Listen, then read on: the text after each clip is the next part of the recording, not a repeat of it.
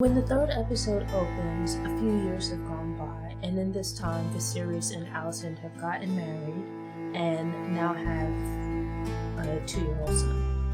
And there's a grand celebration in honor of Aegon, which is the little boy's name, his second name day, which is his birthday.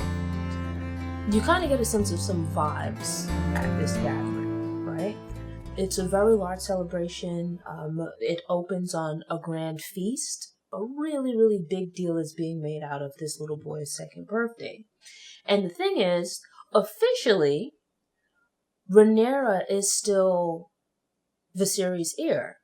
Again, it's this thing of these political asides and whatnot, and these different factions where there's a celebration going on, yes, but you have these little conversations taking place off to the side, one of which is Hightower and another man discussing, the fact that, never mind, it's now 2 years later, there's this child that everyone's been waiting for, that Viserys hasn't taken the steps to basically renounce his declaration of Rhaenyra as his heir and to name Aegon as his heir, which is what much of the population, or at least the high-ranking folks in society, want.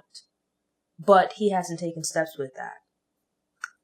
Yet, throughout the celebration, when it first starts off, we see that Viserys is in the midst of the celebration, so is Alicent and Hightower and these other folks and whatnot are milling about the party. But Rhaenyra is actually out in the Godswoods. Viserys is looking for Rhaenyra because in the midst of this, there's so much going on and there's so many people milling about, but yet he notices that Rhaenyra isn't there. And here it is that in a situation like this, you might want to present a united front. This is a family, we're all together, we're here, we're celebrating this little boy, which is Rhaenyra's little brother. She might be the heir and whatnot, but we're all here together. There's no rifts, there's no factions, there's no problems or anything like that, right? But Rhaenyra is off on her own. And so Viserys, while other people are trying to pull him in other directions, his focus and his concentration is on Rhaenyra. That Rhaenyra should be there, they should be together as a family, there should be a nice celebration, everyone should have a great time and look happy doing it. There's actually 2 exchanges that are interesting. The first exchange takes place between Rhaenyra and Alicent in the Godswood, where Alicent, whether taking it upon herself or having been sent by Viserys, arrives in the Godswoods to call Rhaenyra back to the feast that's taking place as they're getting ready to go to this hunt. And Viserys wants her to be present. Rhaenyra is listening to a live musician. And when Alicent arrives, she attempts to dismiss him. Rhaenyra asks him to stay, and there's a little bit of a power struggle there, right? Where Rhaenyra is the princess, Alicent, having now married Viserys, is queen, and so the musician is kind of unfairly put in an uncomfortable spot of who do you listen to? You have the princess who's also technically the heir to the throne, but then you have the queen who for right now is married to the current king. There's this power thing there. And this question of who outranks who and who do you listen to? The musician listens to Alicent and walks away. It really is a precursor of things to come. Rhaenyra really doesn't want to join in the celebration, but given that Viserys has asked for her to come and join in, he is the king and also her father, she goes. And while traveling to the hunting ground, there's quite a few of them in this carriage, and they're chatting and whatnot. Viserys is really intent on them all being a part of this celebration, and he looks at it as a great thing for them as a family to be traveling. He's actually making a bit of an effort to pull Rhaenyra in and include Rhaenyra in what's going on within this family. And it's understandable, Rhaenyra points out that all of these people have gathered, there's a lot here going on and whatnot, but there's no reason really for her to be present. Number one, this kid Aegon is like 2 years old. He has no idea what's really going on. Or if he does in the moment, he's not going to remember this in the future, most likely. Secondly, this celebration and what's going on, these people that are gathered, they're not there for Rhaenyra, right? It's about this little boy where, sure, she might be the heir, but a lot of people are hoping that that might change and he'll become the heir. And so they're there to celebrate him. He's the focus of attention. He's who everyone's clamoring for. And she's kind of like out here in the midst of this, like an island unto herself, you know, where it's a kind of tough spot to be in where, sure, she's the heir, but she doesn't really have a place within this gathering. You know, it's like the people that are gathered here for her brother, not for her. And it's like no one really has any, aside from Viserys, no one else really has any time and consideration for her. Like no one's really interested in her. It's awkward to be in the midst of this and having to pretend as though everything is okay. You know, where it's like no one really cares if she's there or not. You know, they might talk about it, but not really. Rhaenyra and Viserys are, given their positions, their titles, they're in a situation where they're surrounded by people who just constantly want something from them. These individuals are just constantly angling to see what they can get from them. So it's like with Viserys, he's the king. And so you have people around him who, you know, be it that they want military support. They want to ask him for his daughter's hand in marriage. They want to, you know, manipulate him or push him towards changing who he deems as his heir. But the point is, regardless of whatever they want and why they want it, he's surrounded by people that want something from him. And at the same time, you have Rhaenyra, who is in a bit of a different situation, right? Where, for the time being, we can argue that she is heir. But, like I've been saying, she sort of feels like a bit of a placeholder. Or a lot of people hope that she's just a placeholder. And so you have some people who treat her as such. But then you have others who see the potential opportunity to strengthen their ties to the Targaryen, to the Iron Throne, or see an opportunity to otherwise elevate themselves by, you know, forming an alliance through marriage, or even if they themselves believe that by some stroke of luck that Rhaenyra will actually end up becoming queen in the future when her father dies. How they both choose to deal with this differs. Viserys, when it comes to the expectations of him, given his position, or the responsibilities placed upon him, he carries them out even when they're things that he doesn't want to do. So we see this with him remarrying, with other various things and whatnot. Rhaenyra, on the other hand, is a little bit different. Rhaenyra is more likely to do what she wants to do, not necessarily what expectations dictate. You know, so where her father, despite being king, was pushed into getting married again before he was really ready to, Rhaenyra is resistant to getting married. You know, and it actually causes an argument between her and her father when she realizes that, you know, someone that she probably thought was just being kind to her, making conversation, a Lannister, that he's actually angling for her hand in marriage.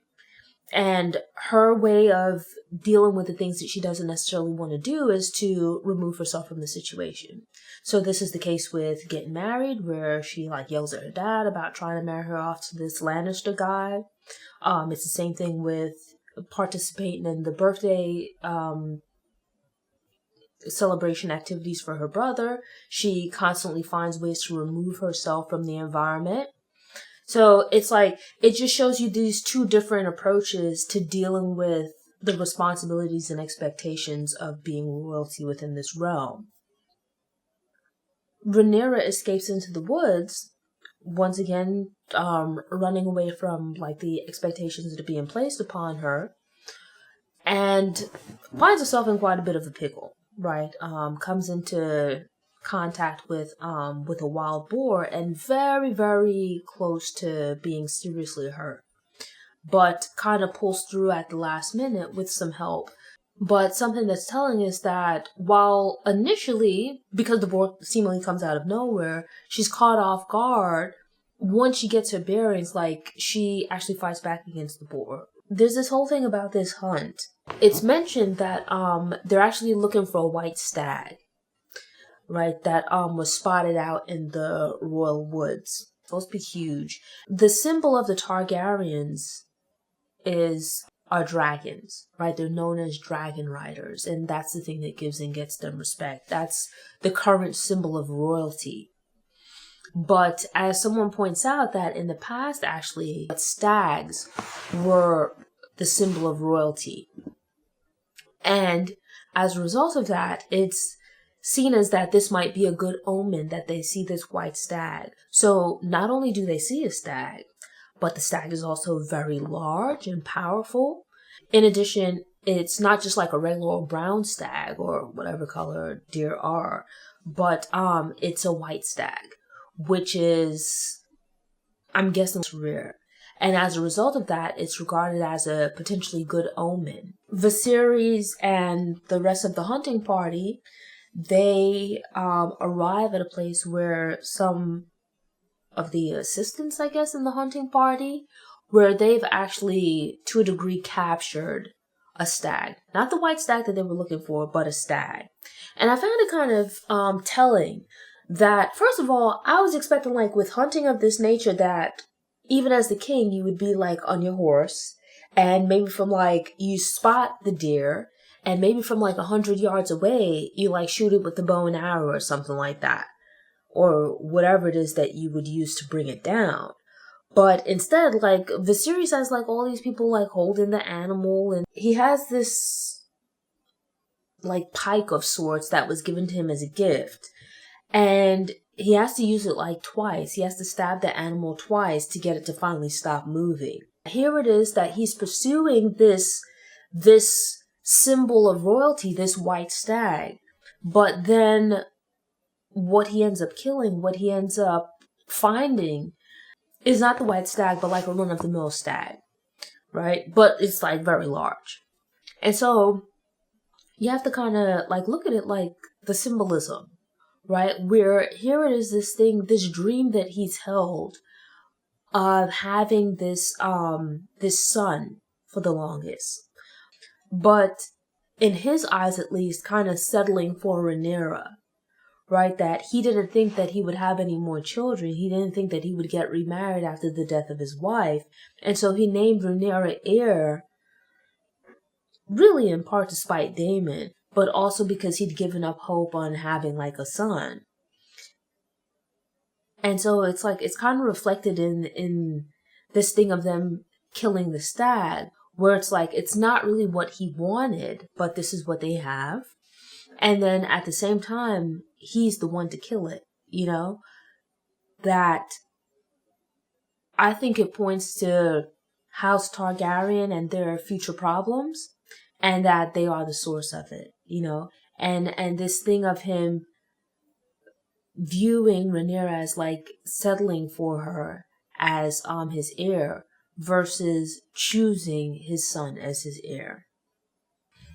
And it's actually quite telling that you have this huge hunting party out looking for this white stag, and they don't find it. They find this regular stag, which the king struggles to kill. Or not struggle, he has some issues. Well, yeah, I think struggles.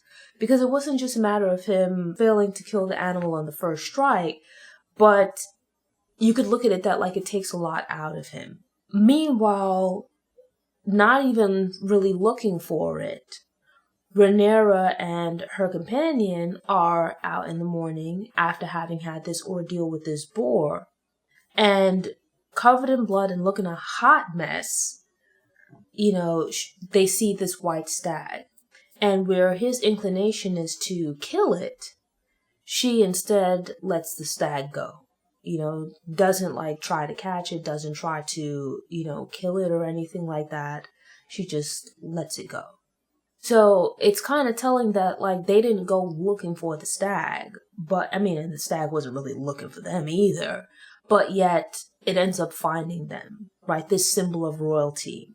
Whereas you have the king, on the other hand, with this big celebration for this little boy, that they fail to find the,